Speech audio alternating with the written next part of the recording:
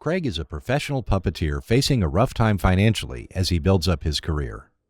One day, he discovers a portal capable of leading a person into another person's brain. This is a turning point for him, but also comes with severe consequences. Our movie opens as our protagonist, Mr. Craig, performs a puppeteering show in his workshop. Despite his epic puppeteering skills, he hasn't secured a platform to showcase his work yet. However, he is still optimistic that his fortune door will open soon. On the other hand, his wife, Lotte, asks him to find another job until his career takes shape. This is a good idea, and he immediately embarks on finding one. He finally comes across a filing clerk post and decides to apply, since the only requirements are fast hands and short stature. The following day, he heads over for the interview at the Merton Flimmer building. He gets there, but is perplexed to find the office denoted to occupy the 7th and 1/2 floor in the building. Still confused, he enters the elevator and is shortly joined by a lady. She is quick to note his tension and knows that he is headed for the 7th and 1/2 floor. As the elevator transitions from the 7th to the 8th floor, the lady presses the emergency button, bringing the elevator to a halt. She then uses a metal piece to force the door open. To Craig's surprise, the floor is sandwiched between the two floors. He thanks her and enters the floor, which he finds absurd as it has an extremely low ceiling. Who shocks him by mentioning that he is 105 years old. He offers him some cards to arrange, and Craig quickly arranges them in order. His speed is amazing, and he is immediately hired. I think this is the method Elon uses when hiring. He raises the question of the headroom, but Lester says it will be answered in the orientation.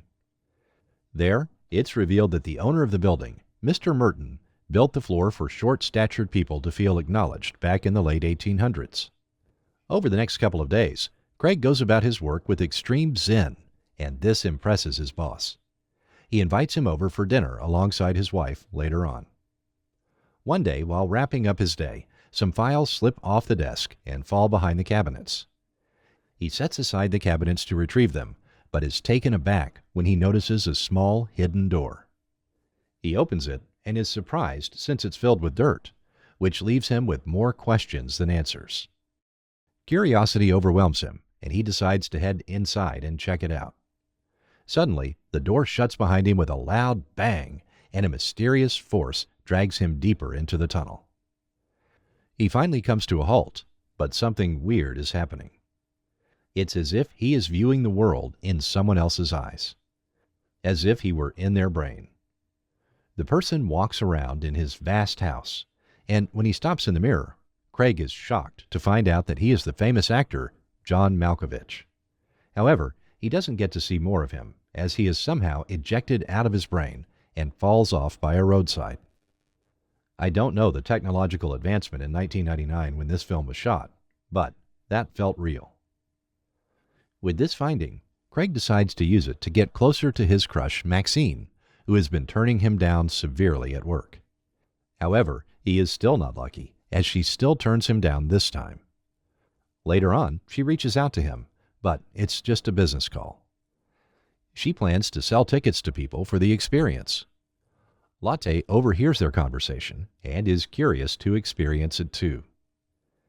At night, the duo set out for the office, and Craig leaves her to enter the door while he waits for her by the roadside. Lotte successfully enters Malkovich's brain and finds him in the shower. She is intrigued by the feeling of being a man, and she keeps giggling all along. After 15 minutes, she is ejected, and Craig picks her up. They then set out for Lester's for their dinner. On the way, Lotte comments that the experience was awesome, as she knew who she really was. However, Craig doesn't make much out of it and proceeds to Lester's.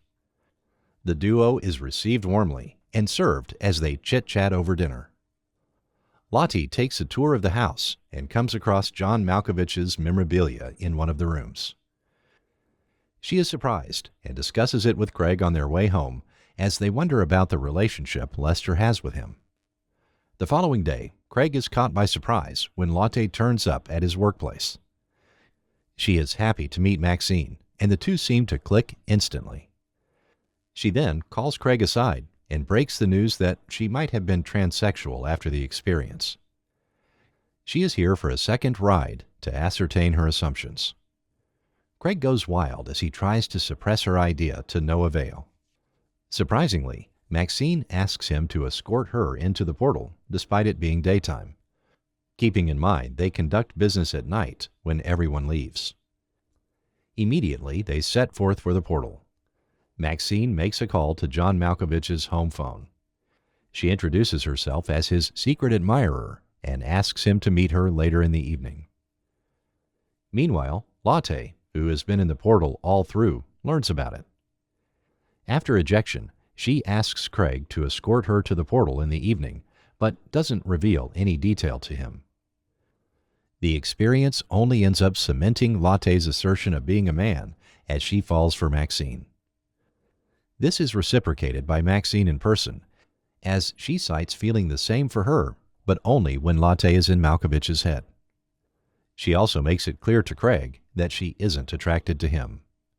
Craig is left speechless, wondering how he got there in the first place, and reminiscing on the sweet old days. Later on, Craig finds out that Maxine made love to Lotte while inside the portal. He can't just sit and let his wife be dragged away from him, and he comes up with a strategy. One day, he pounces on Lotte and holds her hostage. He forces her to reach out to Maxine to arrange a meetup with Malkovich. He then tapes her mouth and ties her up inside a chimp's cage. This time, he is inside Malkovich when Maxine hooks up with him. Surprisingly, his puppeteering skills enable him to control Malkovich to some extent, sending him into a panic. He leaves immediately, but doesn't go far as he waits for her to leave the premises. He follows her into the office building and hides behind the multitude who follow her for the portal experience. After an inquiry from one of the attendees about the services offered there, he heads inside and accosts Maxine and Craig, who have since left his brain.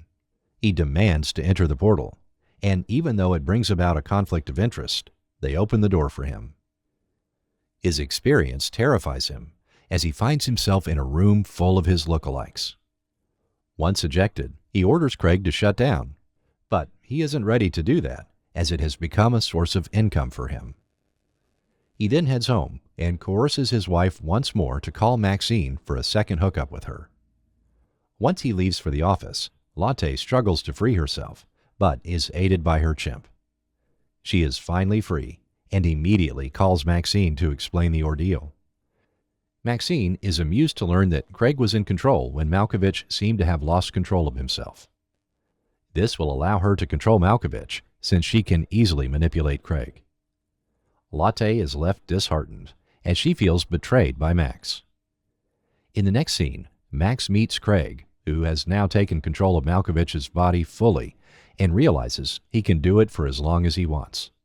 She quickly gives him the idea of impersonating Malkovich and using his fame to push his puppeteering career. They will also become rich overnight, since Malkovich's money will belong to them. Seeing it as a good idea, Craig rolls with it. Meanwhile, Lotte sets out to seek refuge at Lester's and receives a warm welcome from him. She seeks details from him about Malkovich, saying she aspires to be him. Seeing her strong urge to become him, he finally reveals something weird to her. He is not Lester, as many people know him, but instead Merton, the guy who built the office building a century ago. He discovered a portal that allowed him to get into other people's bodies, and has since acquired immortality. He switches to a younger body once the other host becomes old. His next victim is Malkovich, who he will teleport into on his 44th birthday when he is ripe enough. If he enters beyond that day, he will be pushed to Malkovich's first child and bound to watch her life without any control over it. Lester then invites Lotte to join him in the next transition. The movie then cuts to 8 months later, where Craig has become a star as a result of his puppeteering.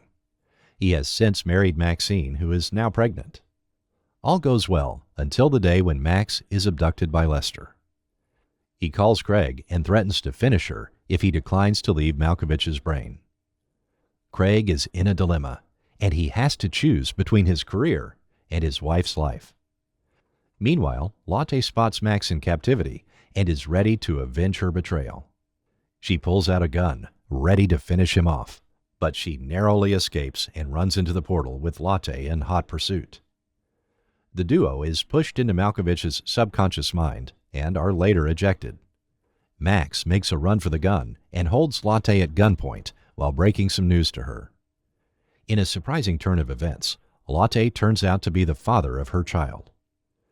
Max conceived when she made out with Malkovich, with Lotte inside his brain. The two then reconcile and get closer than ever. On the other hand, Craig finally decides to exit Malkovich's body to save Max's life. He exits and lands in the usual place, but is surprised to see his wife and crush safe.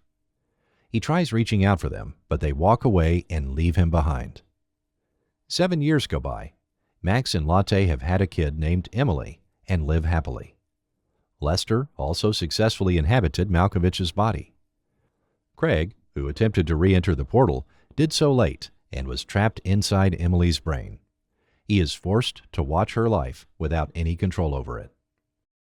In the closing scene, he watches his ex-wife and crush enjoy their lives. I think this is the saddest man to ever have existed on the face of the earth. If you enjoyed this movie recap, make sure to hit the like button. And if you want to see more of these, subscribe to the channel and check out our other videos.